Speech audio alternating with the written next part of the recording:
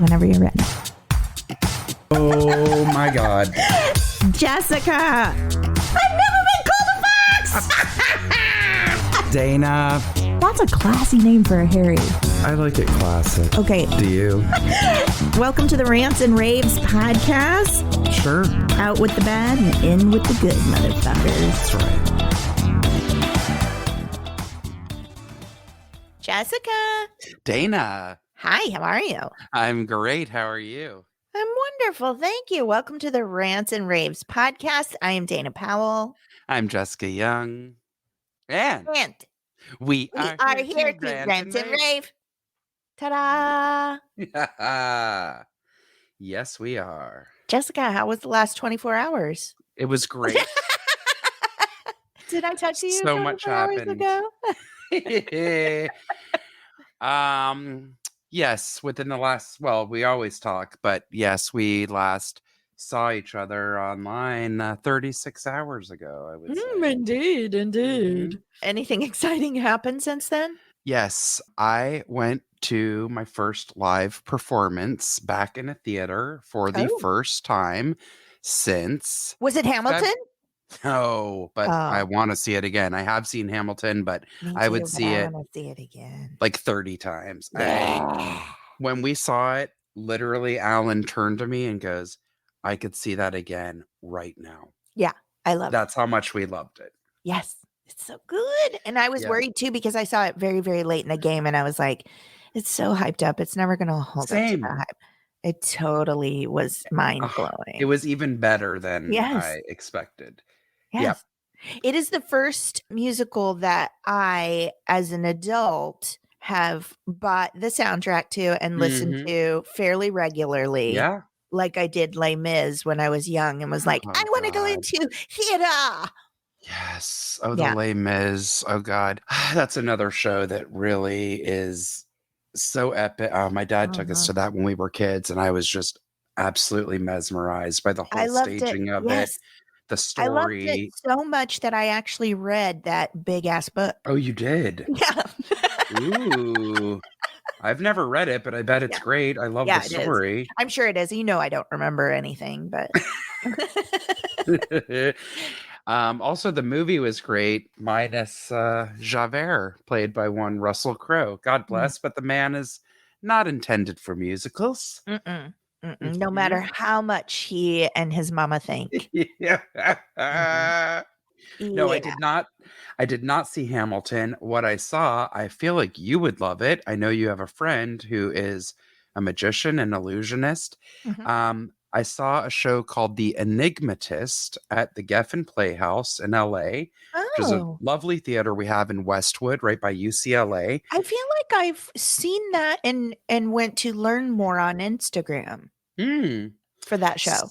Well, it was so fun and so good.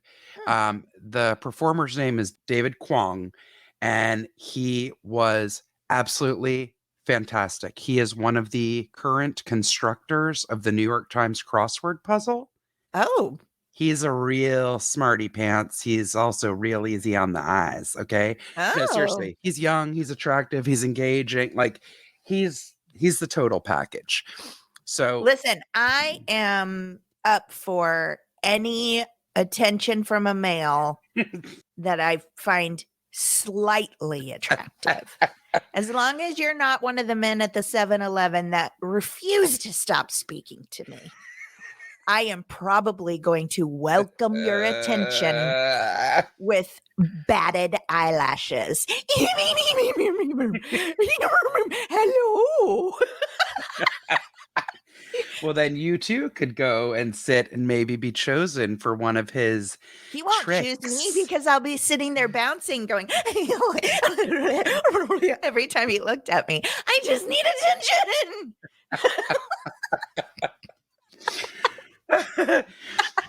It was so fun, Dana. He does, and it's not like a traditional magic show. I mean, what is a traditional magic show? I don't know. But he does have some, there's no birds, some card tricks, some crazy stuff where he he handed a kiwi to someone in the audience to make sure that it was in fact a solid piece of fruit and whatever. By God, if he didn't pull somebody's dollar bill that they had drawn on out of that kiwi that never left the audience member's hands at the end of the show.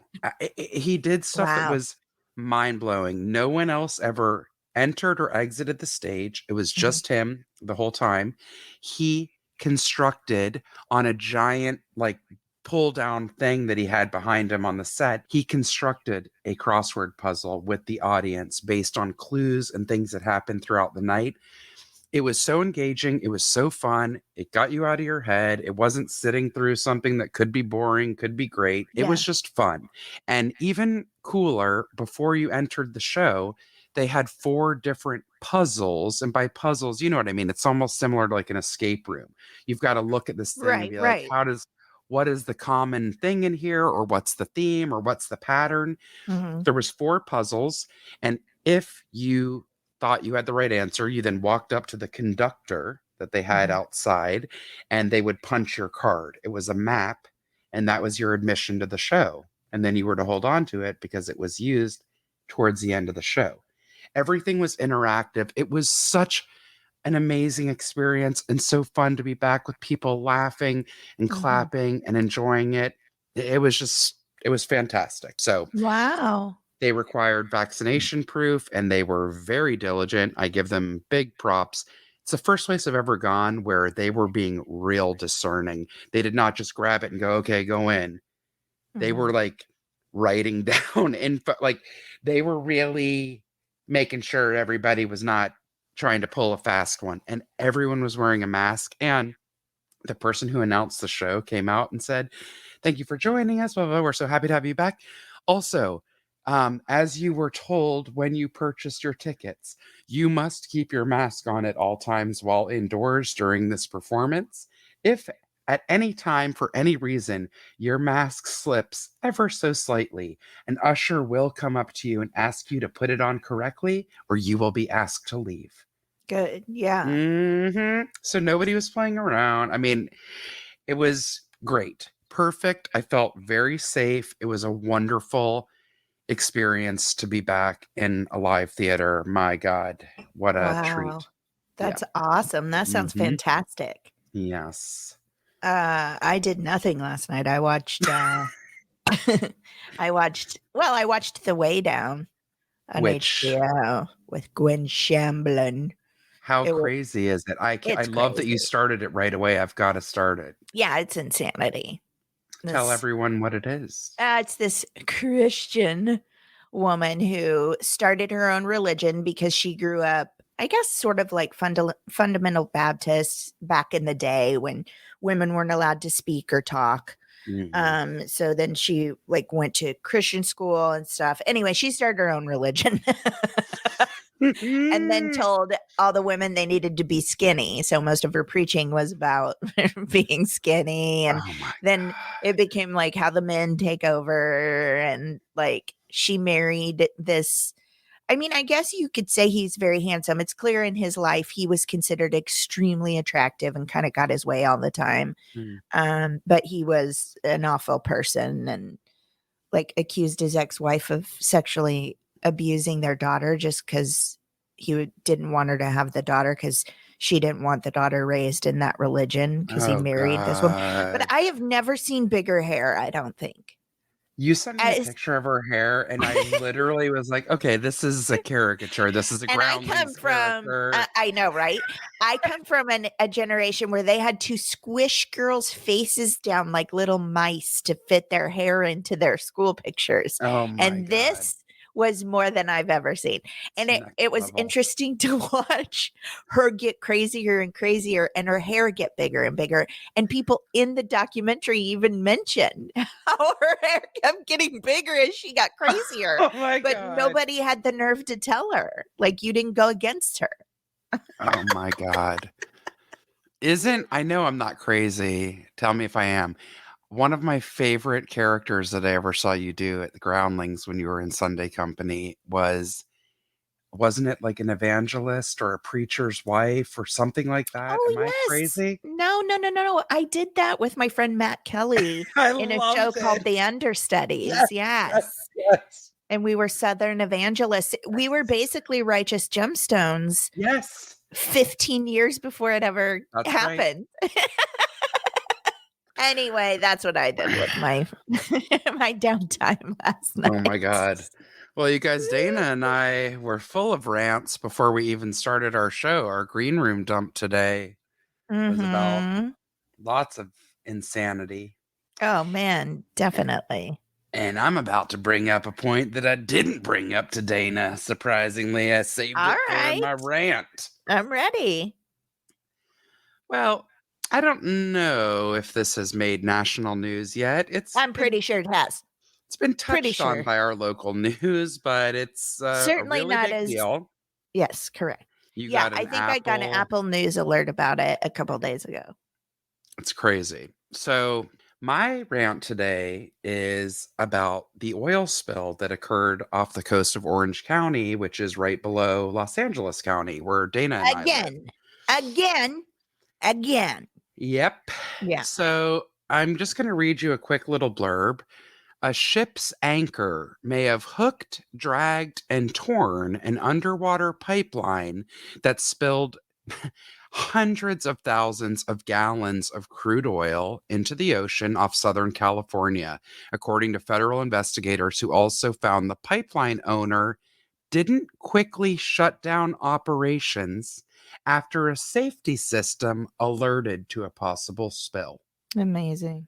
Questions remained about the timeline of the weekend spill, which fouled beaches and a protected marshland, potentially closing them for weeks, along with commercial and recreational fishing in a major hit to the local economy.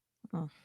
And You also guys, devastating permanent damage to permanent. I mean, I've seen videos of them having to clean off little birdies and give them shots because Yes. the crude oil causes dehydration. Yep. They also were talking about a specific type of sand dwelling crab. And they said nobody ever thinks about this. Nobody's cleaning the little tiny crabs, but they're a major part of that ecosystem and Mhm. what a ton of other wildlife eat in Eat. the area. So Yes. the oil has now reached the soil. So that is again going to have ramifications not only out in the water, which are bad enough, but now into the ground. I mean, I'm going to try to be somewhat contained with this. I feel like we could rant about this for the next week and not get Mhm. through it. But Dana and I were talking about this earlier. When do enough people in this country start caring about Mhm. things that are, I don't care what you think, what side you're on, whatever. How can you not agree and be outraged that the pollution that is going on and what it is affecting to our ocean, which takes up 3/4 of our planet, you Mhm. guys? Mhm. Maybe you think you don't care. You don't eat seafood. Awesome. Another case of people not caring because it doesn't affect Affect me. them. Yeah. It affects everything. It is Yes. such a global, crazy chain reaction that happens with this stuff. Yep. And I am the most incensed because, yet again, just like when a lot of these dams break, when there's problems with bridges, problems with that building that collapsed in Mhm. Florida earlier this year. Yeah. People know the infrastructure in this country is absolutely crumbling to the ground. Those pipelines were built God knows how many decades ago and are completely corroded. Oh, you think after being underwater for how many years? Mhm. So it was corroded, and the weight of an anchor, which anchors, especially on large cruise liners or any kind of industrial ship, God knows what those anchors weigh. Mhm. That hit it and it exploded it. I am livid because, again, somebody knew Yes. and they did nothing. What? So you could make another $1 billion in the next 24 hours before somebody knows what the problem is? I mean, for sure. There's so I, many things like we have the capability to live in a society that is mostly not run on crude oil, and it is okay. money people who want our reliance on oil, the Yep. people who make the money from oil. Yes. And It's this is like, not like you just come by with a net and scoop up the oil and, oh, well, that's no. unfortunate. Now it's all over. You Mm-mm. see the globs of it on the water, and then you also see that iridescent trail Yeah. where it's just dissolving and going into everything. Yes. Yeah. When are we going to hold these people accountable? I don't. Seriously, I it don't know. keeps happening. What about when it happened in the Gulf? What within the last 10 years, that catastrophic, awful thing again? They knew that it was in disrepair or not in the Mhm. best shape, and no one did anything.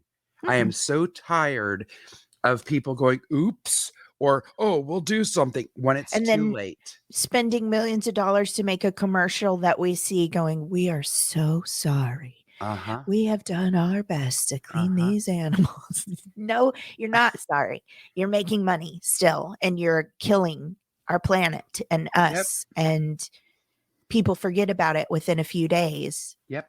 because it doesn't affect them directly, they think, but it actually Correct. does. Yeah. Actually, one of our favorite shows, South Park, did an episode on that. Do you Yeah, remember what I'm I talking do about? remember And that. it keeps like throughout the episode, they keep having like a commercial within the South Park show where Yes, the guy's like, yes, sorry, just what I just said.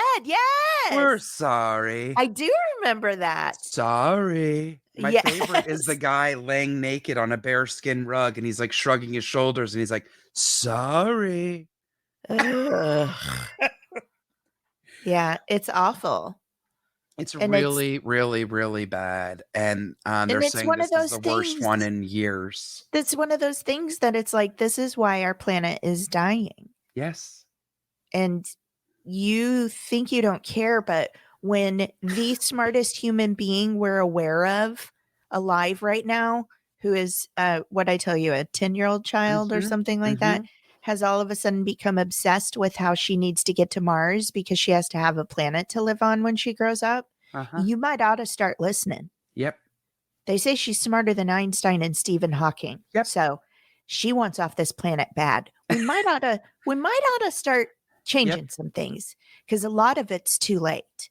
It's horrible. It's Yeah. horrible. And I'll tell you this, if we're not allowed to live here anymore, if you're not rich, rich, rich and important, you gonna die. Yeah. Ain't nobody like me and Jessica gonna make it onto any of those rocket ships. Okay. It's going to be Elysium down here. Rich people up in the skies got medicine machines, and us down here trying to turn ourselves into robots just to live.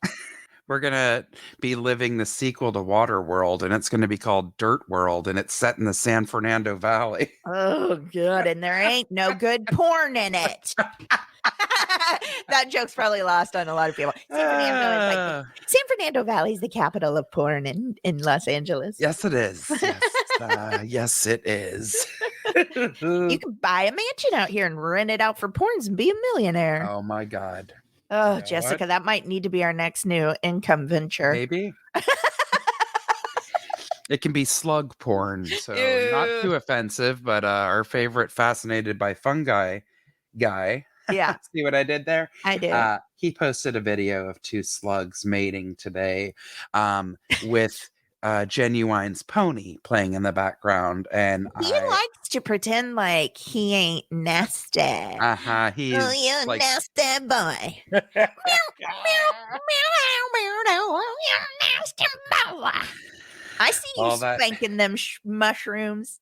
I mean, you guys, I'm telling you, Dana and I have brought it up before. Please follow Fascinated by Fungi. It actually is great It's information. amazing. I do love mushrooms, and he is very Yes. knowledgeable. There's so many different, incredible, And sometimes he weird just randomly is like, species. "Hey, I picked this mushroom today. Let's cook it." And he teaches you how to like Yes. clean it and stuff. But sometimes he just likes to spank it.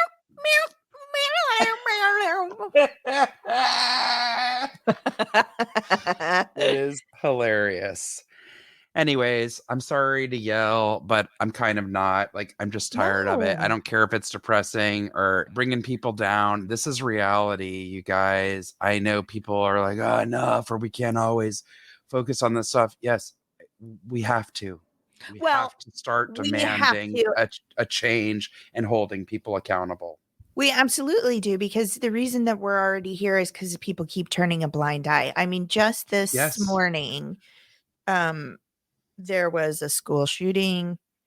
Yep. This just happened. I was just telling Jessica, perhaps by the time this comes out, it'll be national news, but there's a major serial killer issue going on in Lebanon, Missouri, Mm-hmm. perhaps some cannibalism. Like, we are getting to the point of like humanity's annihilation. And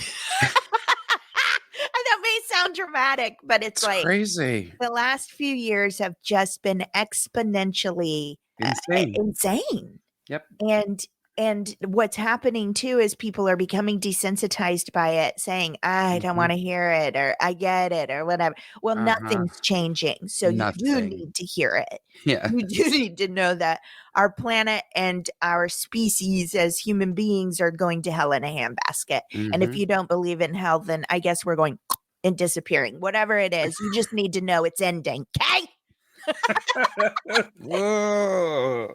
And I think, like, on a small level, that's like why part of the reason we started this podcast is we want to make Mm-hmm. people aware of ways Yes. that we can help these things. Yep.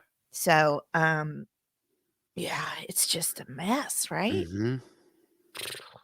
But I also want the help to not have to be us telling people to go volunteer No, to take Dove dishwashing soap no, to hand clean the feathers off tarred birds, yeah, it's right? Dawn, yeah, Dawn dishwashing. So, Oh. but yes, you're right. We need to stop it before it happens, not Yes. try and make up for it when we're done. Yep. And guess what? You also, this doesn't even do anything, but these people don't even as much get a slap on the wrist. But oh, you were aware, you were the person in command, and or the you were answering to the owner of the company who told you Uh-huh. to do it, then one of you is going to jail. That's not going to help the devastation that you have now caused. Mm-mm. But again, my God, not even a slap on the wrist. What, they have to pay a couple of million in fines, which doesn't even vaguely cover the cost of recovery, Not even nor close. does it magically make the area clean again. And it doesn't hurt them either. Nope, not at all. I mean, they don't buy the $5 box at Taco Bell for dinner. I'll tell you that. No, they do not. They have a private chef Right. making carne asada with hand-picked Aleppo peppers. Okay. I mean, okay. I don't even know what that is. All right. Well, Oh can I go boy. ahead and move on to my rant? Oh Here yes. we go. Woo, we're earning this cleansing breath Oh today. yes. I took one. If you didn't You just hear. did, yes. Okay, here we go. This is from a new listener. Hmm. This is from Kelsey. Hi, ladies. I'm a huge fan of the podcast. It makes my day listening to you. Oh, that's nice. I'm catching up from the beginning, currently on episode 77. Wow, she's moving fast. I know. I've got a rant for you. It's about four-way stops. My city is doing construction downtown, including redoing the stoplights. Since February, 3 blocks have been turned into four-way stops. I work downtown, so every day I've almost gotten hit by drivers not paying attention. There's the person who didn't pay attention to the order of the cars that arrived that cuts you off. The person who thinks if the car in front of them goes, they go too. I hate that person so much. They know what they're doing. Oh They're not yeah. dumb. Oh They're no, not no. dumb. They know It's they're intentional. they know they're hooking onto the bumper of that car Hmm. just so you Hmm. can't squeeze in Hmm. there and honk at them. It's too late. They Hmm. know. Mhm. The person and the people who think they are helping by letting everyone go ahead of them, but instead cause more confusion and frustration. Absolutely. Causes car wrecks. Go on your turn. Okay. I'm getting heated already. Why are four-way stops so confusing for people? It shouldn't be this hard to just pay attention. End rant. Thank you for this amazing podcast and all you do. Stay safe and well. Well, it's not the end of the rant for me, because I'll tell you. I posted yesterday that I was grouchy, and the major reason I was grouchy is I had 2 traffic incidents with men. With men. Men I'm sorry, I know some of you are good. So you're going to have to plug your ears and excuse yourself from this. But I'm telling you, in general, this is a generality that I know I'm making. And if I need a mindfulness corner later, I'll take it. Because men are monsters. They are so rude. If I had a nickel for every man who has used his fingertips to swish me like a fly in the last year, I don't know what this new finger fush for men is, but they got a problem. Their fingers have been taken over by fush disease because don't you fush your fingers at me? What do you think I am, a gnat? I will come at you. It makes me livid. And men are fushers in traffic. Are they fushing you along, telling you to go on? No. Fushing of. So here's exactly what made me mad yesterday. I had a four-way stop incident too. It didn't get as aggressive as this did, but this man was merging off of a ramp. Mm-hmm. I was in the second lane away from the merge ramp. There were legitimately 3 lanes of traffic between he and I. Okay. He swerved over and almost broadsided me and ran me off into the other lane because he wanted to get ahead of the person in front of him and he wasn't paying attention to the fact that there was actually traffic on the road and not just him. And it scared the snot out of me. My child was in the car. Oh, no. Which makes the rest of the story a little bit worse. Oh, actually, he wasn't in the car for this one. He was in the car for the man on a stylus in a Maserati on his phone. We'll get to that. So this man had a giant truck, like huge, overblown tires. I have a small dick kind of truck, okay? So he almost hit me and I honked at him. He had the temerity to look at me, squint his eyes, fush me with his fingers, and then give me the bird. No. I put my car in sport mode. Oh my God. Went up to him, honked at him, shook my finger, no, pointed at him and said, "You don't fush me," and then flip me off. No. So I just did a whole bunch of hand signals for Jessica. And he kept fushing. And I started laughing. And I said, "You," pointed at him, "are dumb," pointed at my hand, and then pointed at my wrist and said, "I have all day." And I followed that man for 20 minutes down the freeway. I wouldn't let him around me. And I just kept fushing him with my fingers because I had the extra 20 minutes and I'd gladly give it to that dick just to annoy him. Just constant, wouldn't even look at him, just driving with my fingers to the side of my head, fushing him the whole way. No. He kept flipping me off and I kept laughing. Once I blew him a kiss, just kept fushing. Dana? Until he pulled off the freeway. And that's when I blew him a kiss and went, bye-bye. I don't think he wanted off the freeway. I don't think he was trying to get off. I think he was trying to get away from me. Unreal. That's perfectly fine. Don't you fucking flip me off and fush me with your fucking fingers. You wouldn't fush a man. No. You would never fush a man. You'd probably go, "Oh, sorry, man. But you're not scared of me and you don't respect me. So I took away 20 minutes of your drive time, dude." And then hours later, when I picked up my son, we're on the 101. Man beside me just safely driving in his Maserati with a license plate that said Armenian living and then a cover around it that said success.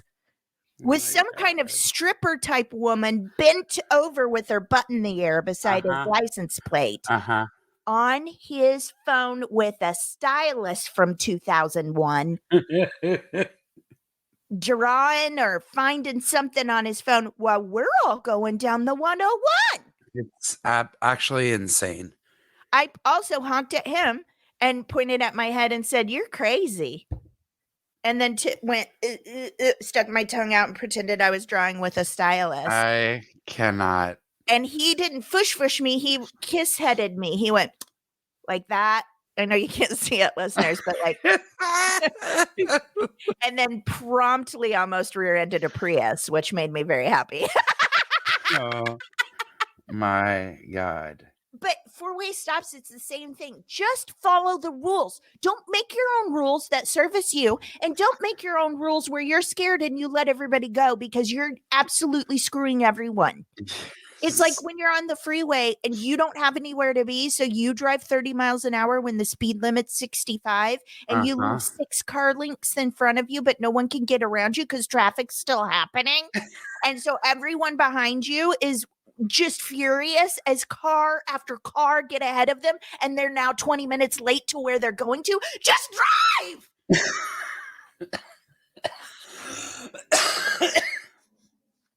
I can feel my heart rate up right now. Have you ever been to the worst offender in our city, in my opinion? It is, I actually think it's like a 6-way intersection. It's right by Will Rogers Park and the Beverly Hills Hotel.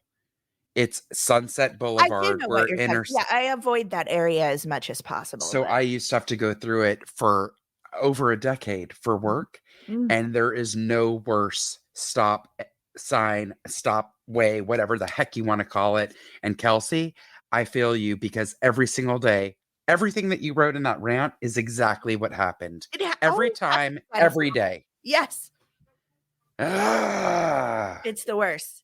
And if you're not paying attention, then everything gets jacked up. And then people think, like, when things get confusing, everybody thinks everybody's out to get them.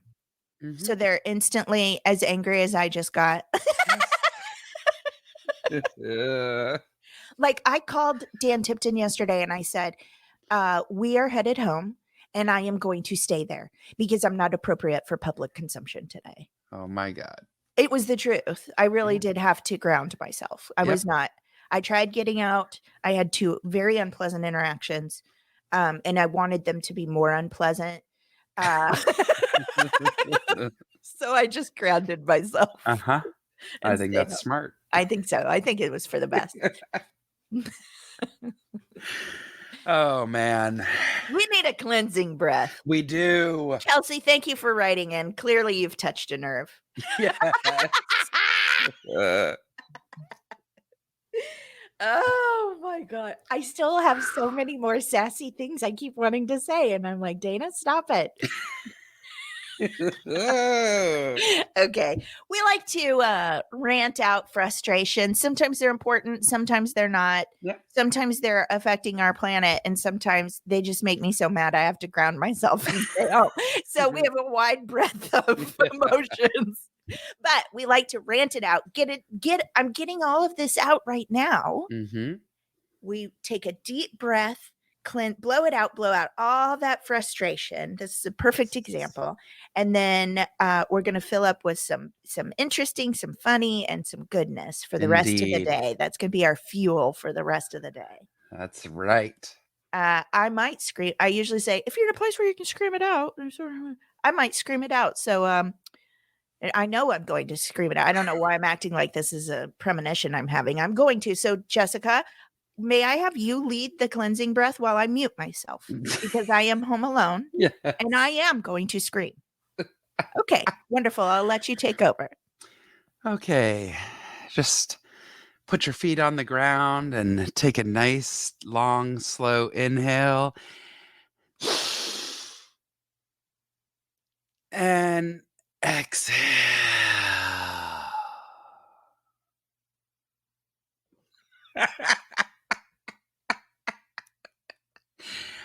What I would give for people to see what I just witnessed on our recording platform. I got to tell you, I had no idea that I could naturally do an excellent Tarzan. Amazing. I cannot. That is something when asked to scream or act scared on cue, I'm really bad at it. I mean, I know I have no proof, but it was really perfect. I love it. Yeah, a silent scream. Amazing. Ooh, that felt nice. Feels real nice. Get it out of my body. I told Jessica I woke up with a lower backache. Maybe this will help. storing some anger down there. Hilarious. Okay, so we have a quick corrections corner, Ew, can't wait. which we always love. Yes. So this is from our friend and listener Tara, who is all things amazing. Yes. Also, she has a new podcast Oh, about homesteading nice. and all kinds of cool things. Right now, they're doing a whole section on fermenting foods. So, my husband really got into that during the Nice. pandemic. Please give them a follow. Milk Maids Podcast, MILKMAIDS the Unconventional Homesteading Podcast. They are awesome. Tara lives on a farm. Dana and I are obsessed with Yes. her amazing animals and her children and the amazing life. I always say to her, I'm like, I am so in envy of the life that your children lead because Yeah. they get to be in nature and with animals all day, every All day. day. Yeah. And we just love her. She is so cool. So, Yay, our pod squad's growing. indeed. Now, back to Corrections Corner. I love it. So, Tara wrote into us. She said, after we were talking about smoking fish and is that raw or not and things like that. Right. She said, lemon chemically dentures fish, similar to if you cooked it. See, that's what I was talking about with like ceviche or something. And Sure. when I got that sushi and it had like a paper thin slice of lemon on top, but it turned the fish from pink to white because it cooked it. She said, I got so stoked to hear you talk about it. You're right. It's actually a very popular method of preservation. Although letting it go past a day, it's technically pickled fish, which is also so fucking good. She said, oh, also, I forgot regarding the smoking. Smoking doesn't really cook. There are different types of smoking, but like smoked bacon isn't technically cooked. Smoking originally was used to discourage bugs from infesting meat. So you don't smoke at high temps to cook. Anyway, people developed a taste for smoked meat, and that's why we still continue to do it. Also, it kills some bacteria. Less moisture means less chance for bad bacteria to grow, and it will stay good for longer. Cooking it completely is a combo of direct heat and also infusing with smoke. Hopefully that helps. Anyways, Wow. I love that. And she knows because she is constantly making and creating all kinds of culinary things from her farm, and I love it. So thank you, Tara. So cool. So cool. I have a question that I noticed Yes. right off the bat. She said Mhm. that it dentures fish. I don't know what that means. I know that sounds like it does something and gives them false buck teeth. Right. I'm sure which it's is... not having to do with that.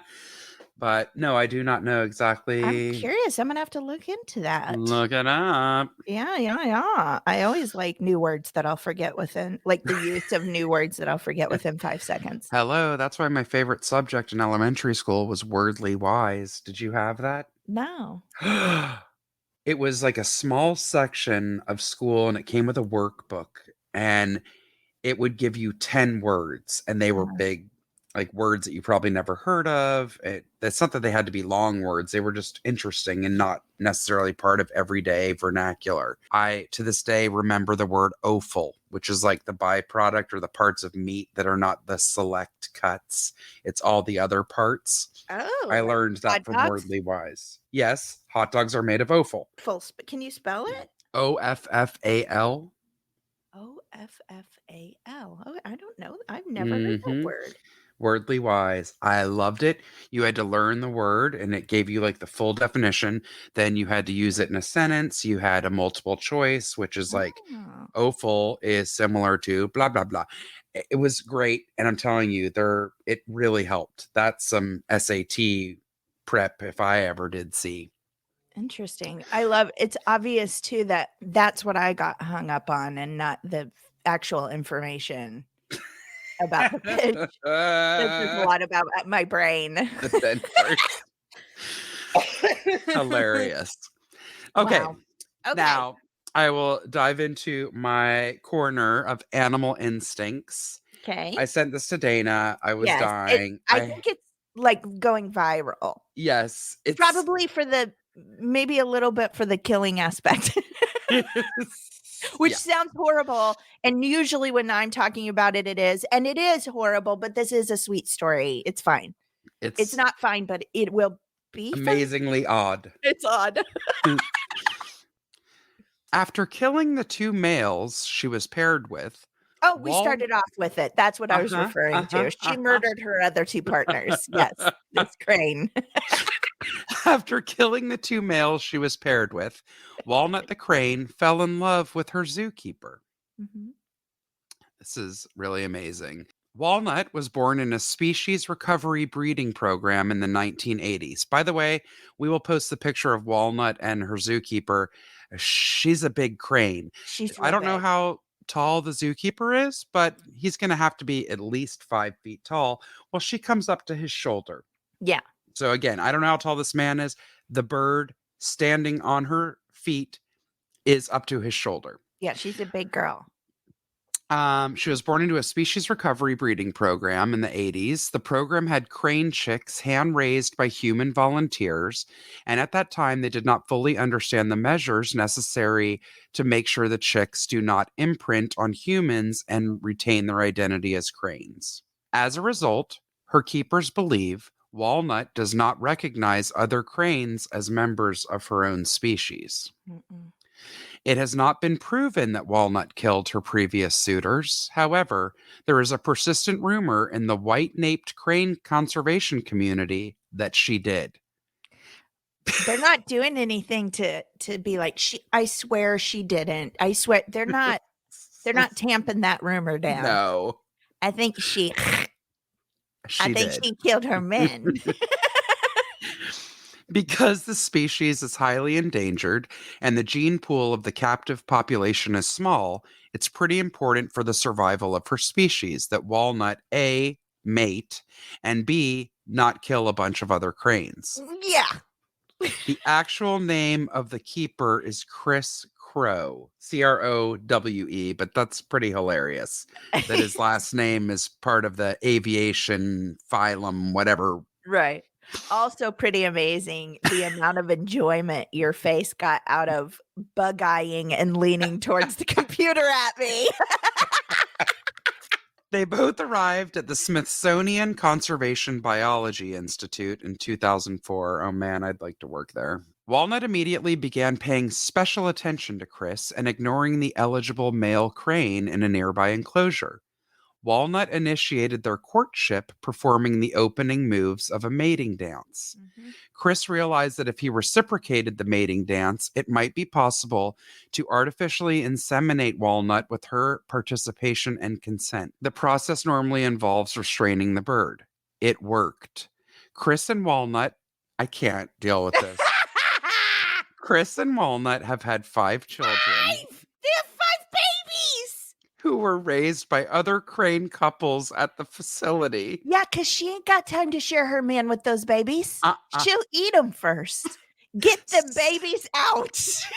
Sometimes the biological dad and his mate, both because it's unclear whether Walnut would accept the chicks as her own, and because Chris is not equipped to be a crane dad. He's not, though. He's can't. not.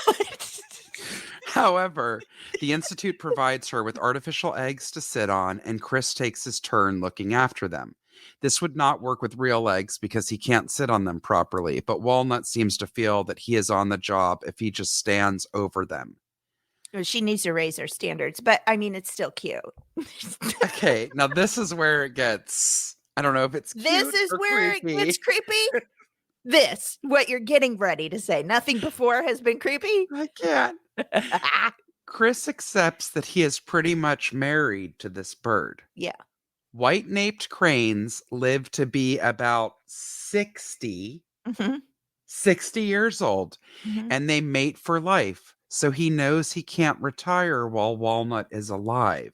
Yeah. At the time of the article, Walnut is 36 and Chris is 42. Yeah. I No, can't. he is a prisoner. He can't quit or she will murder everyone. For real, though. He has to, like, fake his own death in front of her or something if he ever wants to leave. I I mean, it's mean, sort of sweet, but at the same time, I feel like everyone in the crane community is like, "Why are these humans babying her? She's a psycho murderer." But it's it's kind of crazy. cute in a Well, also, way. when they're talking about animals imprinting or not, no, it's like sometimes when animals are rescued, especially if it's a baby in particular, and like hand fed, hand raised by a human, then they're not able to go back out and be in the wild because they don't know how to do those things. They did not Right. learn And from, she is never gonna be in the wild. Like, this is an endangered species. yeah, Like, she is never gonna be able to know what actual this bird specifically, what actual real exactly. life is. So it's not surprising that Yep. she got confused. I'm like, I don't know, maybe if I was kidnapped by aliens on another planet and I had a handler that was about 15 years older than me, kinda cute and was good to me, I might be like, "I think we should do a mating dance and have babies." I don't know. I just don't wanna judge her too harshly, I guess. It's unreal. It's absolutely And that unreal. he looks so sweet. Yes. He definitely looks like a beat down husband though a little bit, Yes. doesn't He's he? just like, He's like, "Well, all this is right. this I'm getting ready to go viral for the fact that a bird murdered because she loves Yes. me." And like, what does she do when he leaves for the night? He doesn't live there 24 hours a day. He No, doesn't live at the no, center. mm-mm. They have 5 babies. I cannot deal And with she's it. like, "I don't want those babies. I just wanna make them, Chris." I can't. They Oh didn't. my I'm gonna God. be honest. In all the stories, because it kinda went viral yesterday, and Hmm. I was just looking for any sort of, like, sweetness where she's very affectionate to him or something. Nope, Nope. nothing. It was Just possessive very as hell. just she murdered, her other boyfriends to be with a human, yeah. Yep. It's amazing. It's amazing. Whew, those instincts are strong, huh? Uh-huh. Walnut if Hmm. Walnut were human, we'd be watching her story on, like, women who snapped. Oh my God. She's Walnut's upset. All right, here we go. I have a "What the what?" corner. Oh, yeah. Okay. Are you ready for this? This is from my favorite, Spooky and Oddity Central. I feel like Spooky does not write all 175 articles that come There's out no every 2 way. days. So If he does, he needs a raise. Spooky is, I think, a team effort, but respect, mad respect, Spooky. Hmm. Okay, here we go. You ready for this? Yep. Great thing. Would-be teachers use Bluetooth connected flip-flops to cheat on an exam. There is a lot to unpack in this. First of all, I hate flip-flops. I think we're all aware of that. Huh? Um, there would be teachers and they're cheating Uh-huh. on an exam. Okay, here we go. Great way to lead by example. Uh-huh. Over 2 dozen people taking a national exam that could lead to a career in teaching were caught cheating with Bluetooth-enabled flip-flops to get an edge over the stiff competition. Oh my God. Cheating's always been a big problem in India. India? Come on, anywhere. It's always a Okay. problem, especially during potentially life-changing exams. I remember watching surreal scenes of people climbing the walls of a school building in Bihar to hand cheat sheets to the students taking their year-end exams inside a few years ago, or army applicants forced to take exams in their underwear to prevent cheating. I mean, you're not very good at it if you are Okay. doing things. This year, authorities in Rajasthan,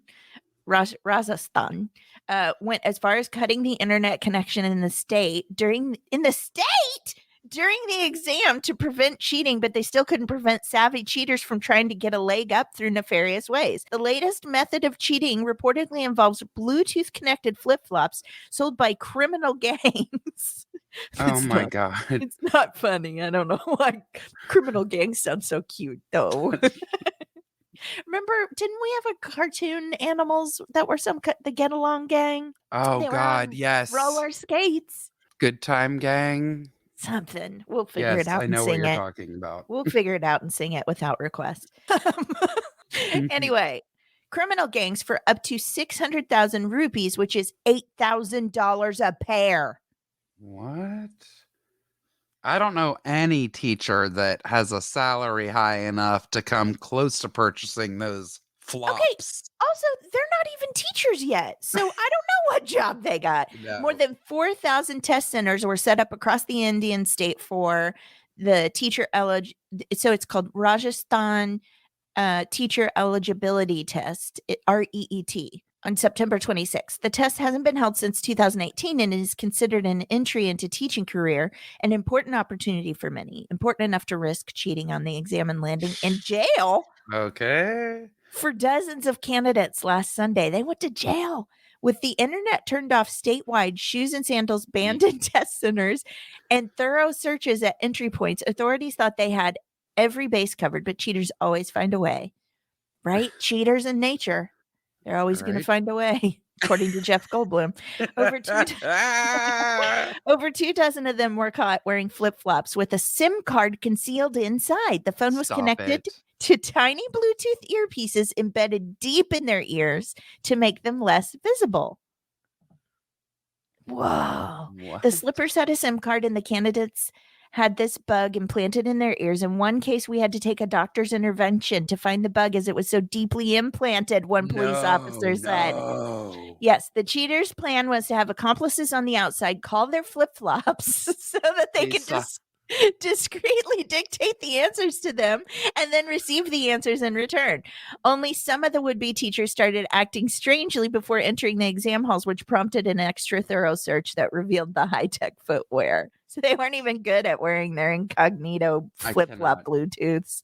We were aware of the possibility of cheating, but we thought it would be a question paper leak, or someone would use the internet, which is why it was restricted in many cities. But this was totally new. This was a totally new modus operandi. They're getting so tech savvy, he said. Okay. Apparently, the rubber flip-flops were designed by a gang that produced the necessary components for $400 and then sold them to candidates appearing for the examination. Yeah, $8,000 a pair. A total of 25 people were caught wearing a pair during this week's exam. 25. The number could have been greater, but as the cheaters were caught, the information regarding the novel method was shared with several districts, prompting many centers to ask the candidates to remove their footwear outside exam halls. That is nuts. It's crazy. Also, it looks so janky, but yet at the same time, quite intricate what they shoved in between the layers of plastic foam in the footbed of the flop. Yeah, and I bet they get better internet than we have right now with our 5G. Oh my God. How many times have we had to stop and start today? Wow. My one complaint. Okay, 2 complaints. A, don't cheat. 2, I can't even count and use numbers. They're ugly. Ooh, they ugly. Mhm. Sports. It just says in white letters on it. Sports. I love when companies try to just make something or knock it off, or when it's knocked off somewhere else, and they just take a word that they think sounds good, or, oh, this is sporty or athletic. Nobody's Sports. saying sports and flip-flops, my friends. Sports. Also, I love to give a font a voice. That's one of my favorite games. That's amazing. I love to just drive around in a passenger seat with a friend and read signs, because my dad does that, but he's not aware that he's not aware. He doesn't do it with voices, and he's also a little unaware that he does it. Well, there's an Arby's. Bob's Auto Salvage. Like, he just reads signs out loud, and I love it. And then when I grew up, because I'm a crazy person, I decided that fonts definitely have voices. Like, they have character. A font is meant to give you a vibe or a feeling, and the font on this flip-flop is definitely sports. Also, it's not very athletic. Angry because now I want Arby's. I want a beef and cheddar and a Jamocha shake, because I'm going to think about that all day now. Well, there's an Arby's in Northridge, I think. That's a little too far. Is it? Did I ever tell you this? My dad still is always like a major health nut and very particular about what we could eat and not when we were kids. And I still tease him about it to this day. My dad took us to Arby's. He thought that was like a higher quality and like better option than McDonald's and the other fast food places, like they're as though Arby's is hand carving the prime rib or Well, they something. are on the Okay. commercial. On the commercial, we watch them slice the meat. Yes. So he took us there because he thought it was a healthier option. Okay. And he would not let us get French fries, but he would let us get potato cakes. Well, that's all they had at my Arby's. Potato cakes? Uh-huh. God, they're so good. They're so good. You guys, if you don't know what they are, they're like a triangle. They're a like, ginormous tater tot. It's like in a the shape of a hand. triangle. Oh God, like a hand pie, but of hash browns. They are so good. And I was like, now as an adult, I'm like, still potato, still fried, just in a different shape. But he would let us have the potato cakes and not the fries. It's so weird. You should have just been enjoying your potato cake going, it's so healthy, Daddy. Nom, nom, nom. I'd have Arby's every day if I could. But now that I'm not eating meat, really, my brain's playing tricks on me. I get a little gaggy. I tried to eat a hamburger the other night and I ended up feeding half of it to Lucy. Yeah. And I know it's mental, but that happens with a lot of people once they don't want to have it anymore.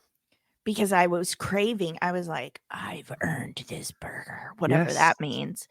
And I was excited about it. And I was like, oh. And then I started feeling not great about it. Yep. Like about the decision, about what was in my mouth, about all of it. Totally. It's weird. Oh, man. All right. Wow. That was just crazy. Also, if you're going to do it, wouldn't you make it like a tennis shoes so it's maybe not as obvious and a little more comfortable? Okay. You're really spending that much more money to cover the whole foot? I don't know. Oh my God. All right, let's move on to stuff. Let's move on to the raves. Okay.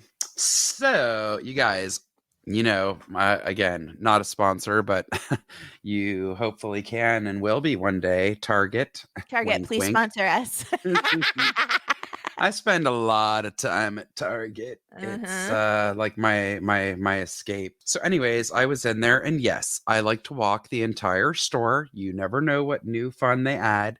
And yes, I do look at things that I don't need. Do I have a child? No, I do not. Do I love buying things for my friends' children? You bet your ass I do.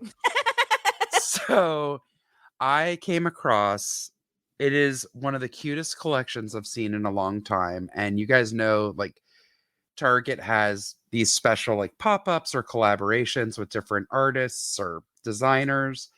There is a children's illustrator, an author. His name is Christian Robinson. He is an award-winning children's book illustrator and author. And you can find many of his books. They're incredible. He's also adorable. Aww. And growing up, drawing was his way to create the kind of world he wanted to see. Christian envisions a world where every kid can be curious, creative, and celebrated. You can find him on Instagram at The Art of Fun. So this collection is so cute. It's very colorful. It's very fun. They have all of his books. They have clothing and accessories. Actually, my friend's little girl was wearing a shirt the other day, and I was like, oh my God, I almost bought that for you.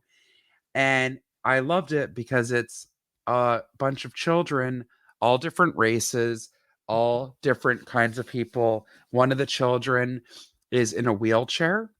And I just love the inclusivity and how he is, again, just bringing everyone together in this fun, childlike world. Love it. So as I did a deeper dive, I mean, of course, I looked at every piece when I was there. I came home and looked him up and I saw under what's available, he has like home accessories for kids, clothing, books. And then I saw adaptive clothing. And I'm like, what is adaptive clothing? I looked it up. And it is clothing design around the needs and abilities of people with varying degrees of disability, including cognitive disabilities, acquired disabilities as a result of injury, illness, or accident, and temporary disabilities, as well as physical disabilities. Adaptive clothing is influenced by factors such as age, disability types, level of independence, mobility, and dexterity, as well as whether a person requires help when dressing, such as from a caregiver.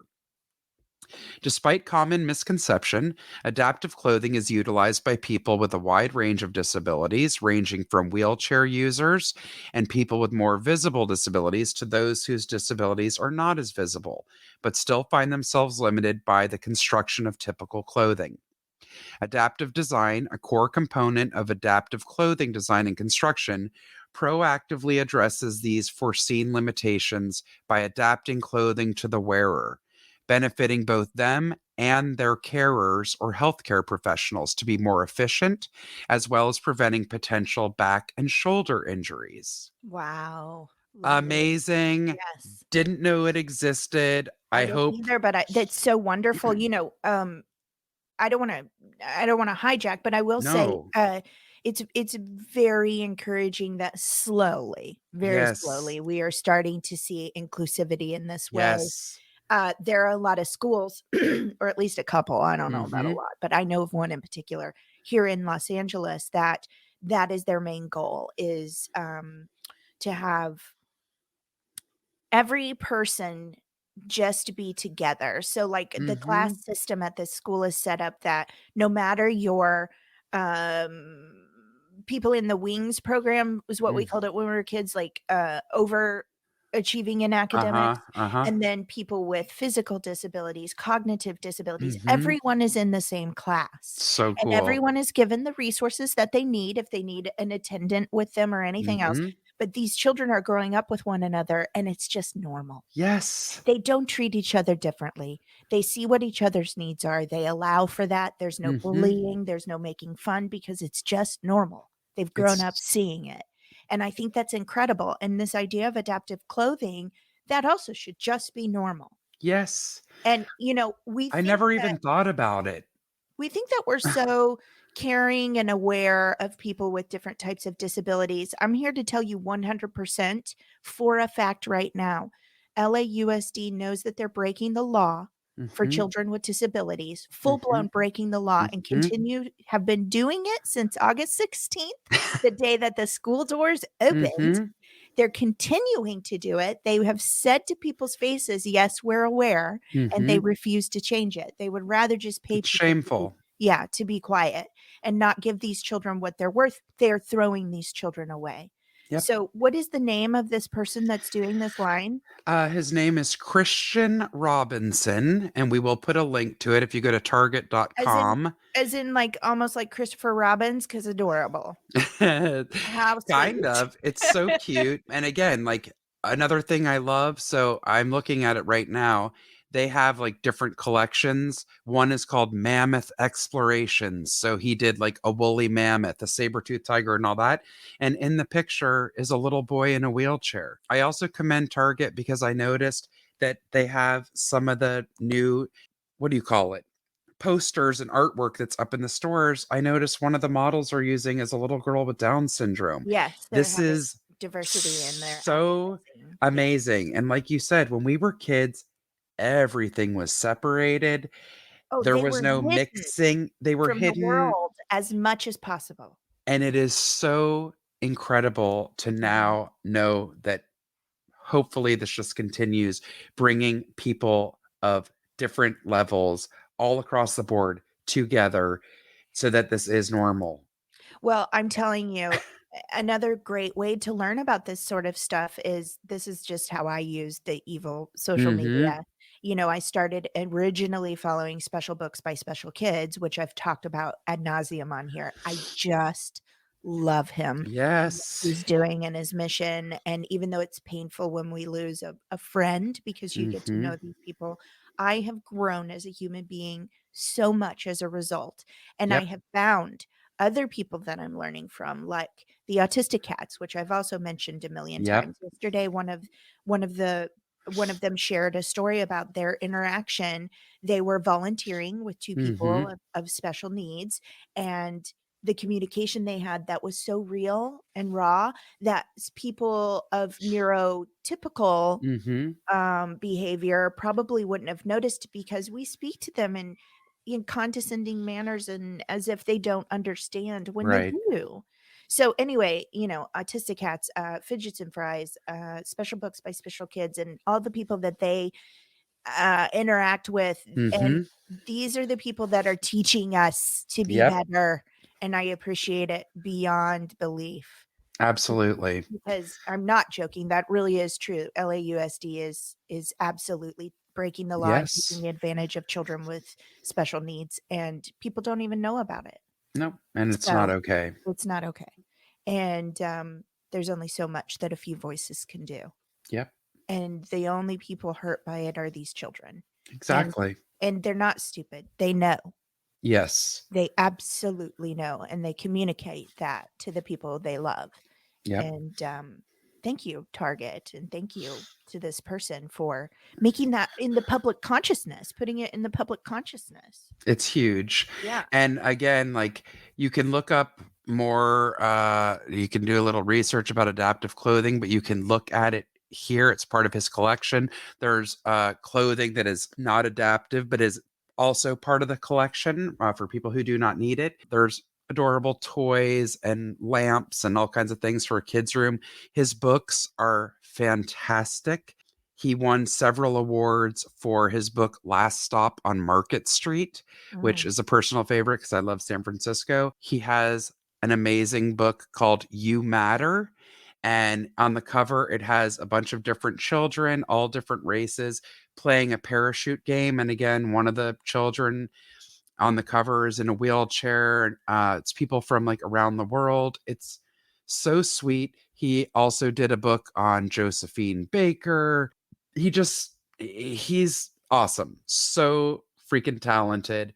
Please check out his stuff. And again, the adaptive clothing just really was amazing to learn about. It's, if you're, in case you're wondering, you're like, I still don't get what you mean. A lot of times it's using Velcro or magnets and all different kinds of things so that things are very easily, compared to trying to think about if someone is paralyzed or does not have the use of their limbs, clothing that can easily be removed and put on and closed.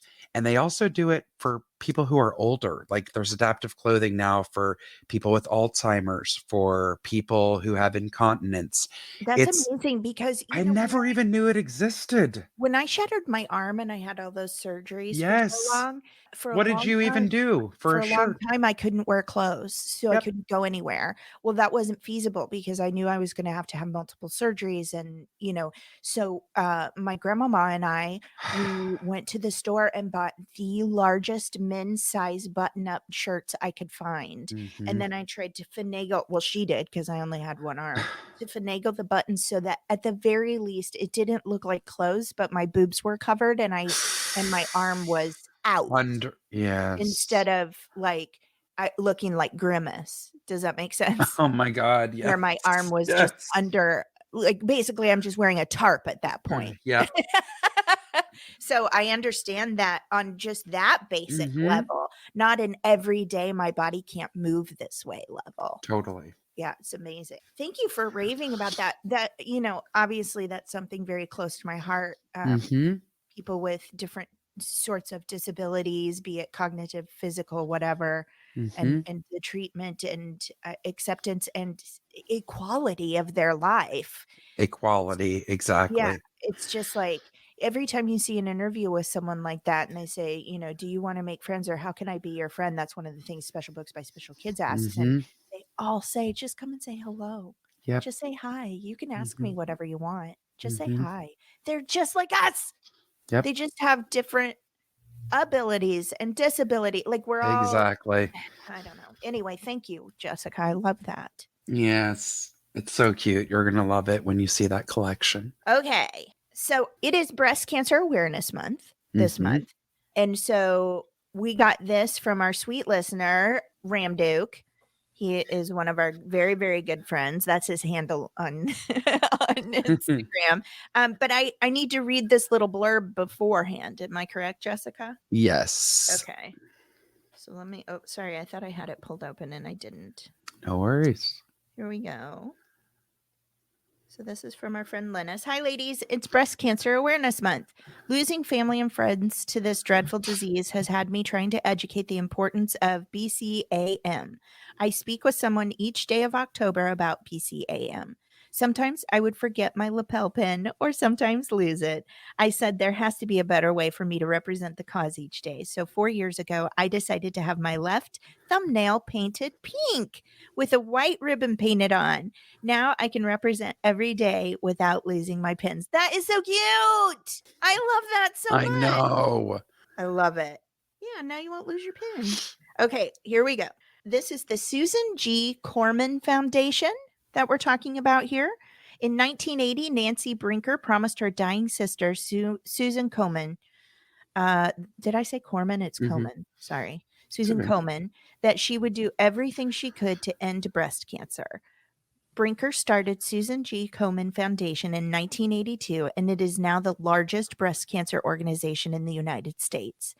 Komen's mission is to eradicate breast cancer as a life threatening disease by advancing research, education, screening, and treatment. Komen invests in programs that offer breast cancer patients a comprehensive approach to fighting the disease with a focus on patient advocacy, research, equal access to high quality care, patient support, education. God, all these things are so good. Hmm. Komen recently launched the African American Health Equity Initiative with the goal to reduce disparities in the breast cancer mortality rate. Wow, that's awesome. Hmm. Komen.org. If you go to their website, KOMEN.org, which obviously we'll put that on in our show notes. But on their front page, it says, join our fight, save lives. Our mission is to save lives by meeting the most critical needs in our communities and investing in breakthrough research to prevent and cure breast cancer. You are not alone. So they have support and resources right on the front page there. They have a Hmm. donate button. They have, things like it says, don't let financial hardship keep you from getting the treatment you need. The treatment assistance program is here to help you so you can focus on your care. That's a massive problem, Hmm. probably everywhere, but definitely in America. Our healthcare system is so jacked up. Yeah. People die because they don't have money for the care they need. So anyway, Komen.org. Thank you so much, Linus, for bringing this up. Yes. I have my mammogram on the books. That was my next. So I had 5 doctor's appointments last week, and my next round of appointments is mammogram, Hmm. dermatologist, and dentist. That's Yep. my next I need to do hoo-ha. 2 of those 3 myself. So again, thank you, Lennis, because honestly, you are reminding us and all of our listeners, please, ladies, get your Always get your mammogram. mammograms. Things have changed. The average age for certain testing, like I know with colonoscopies, um, It's they changed. just changed it to 45 instead of 50 for you to Yeah. get a baseline. Just do it. I had it and luckily was cleared for the next 5 years. It will give you peace of mind. And again, with the mammogram, also you need to get a baseline, even if you have no familial history, anything else, then they can see as time goes on. And sometimes there's something weird. Sometimes it's just literally like a fat globule. A cyst or Sometimes it's something. not. Correct. And you have to remember, even if it's not in your lineage, in your family history, Yep. our environment is Yep. conducive to creating cancer by things like Hmm. oil spills and things that, are happening every Yep. day. It doesn't necessarily have to be in your family history for it to affect Correct. you. So keep on top of it. Yep.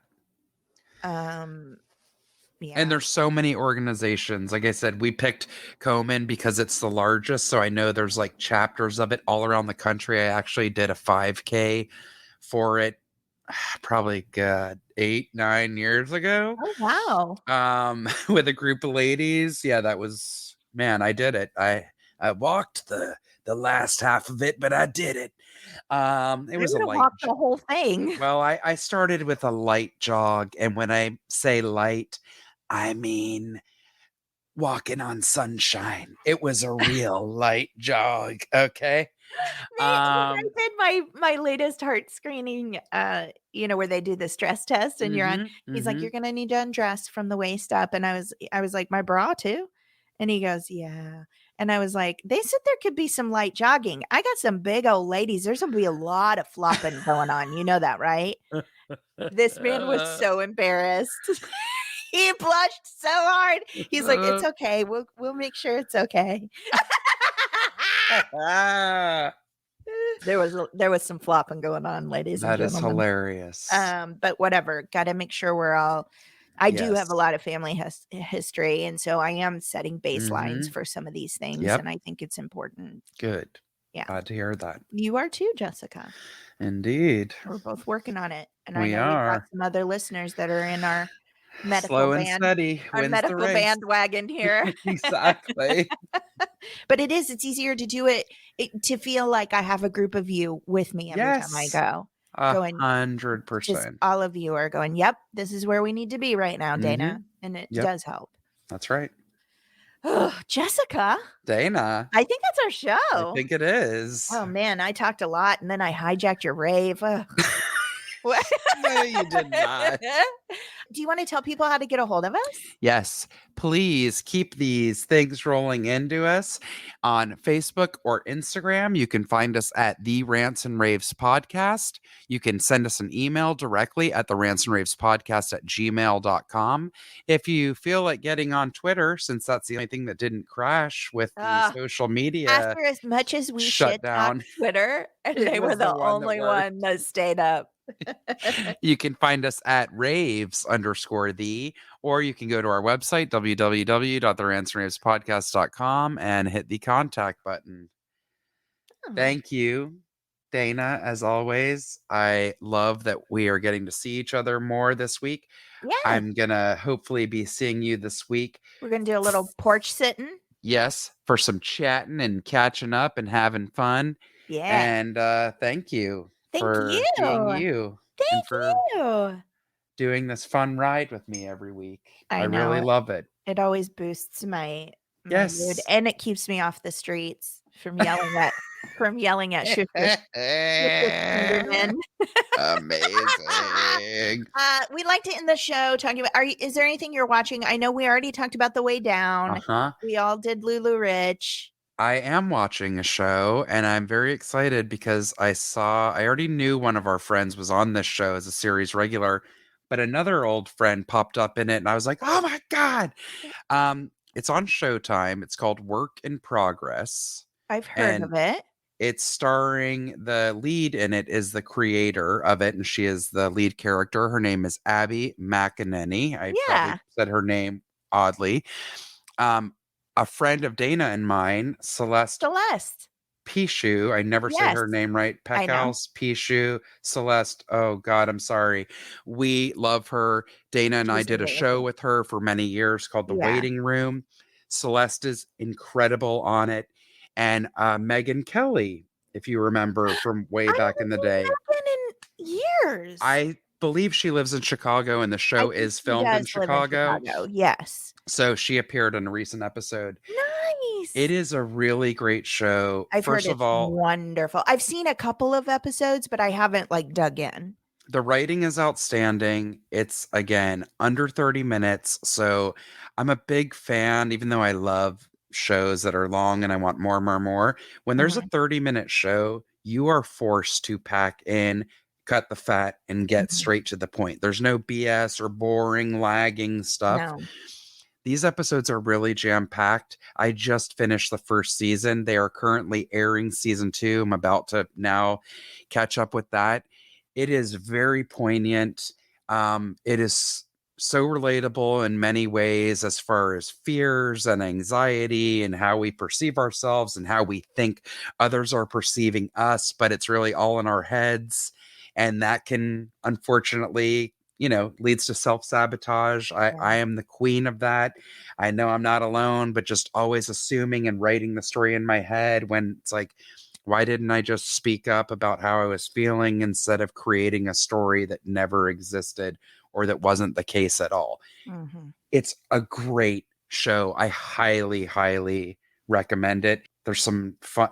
Julia Sweeney's in it. I'm a big fan of Julia Sweeney. Yes. It's really great. So That is my Julia Sweeney recommendation. was also in Gremlins 2, the new batch, in case you were wondering. What? I didn't know That that. was our family movie last weekend. If you're like, what is Dana talking about? My son loved it, and there was a Julia Sweeney kid. There's a lot of cameos in that movie. It's so That's weird. hilarious. Okay, cool. I love our friend Celeste, and watching her go to like the Emmys and stuff and all that was so amazing. She looked beautiful.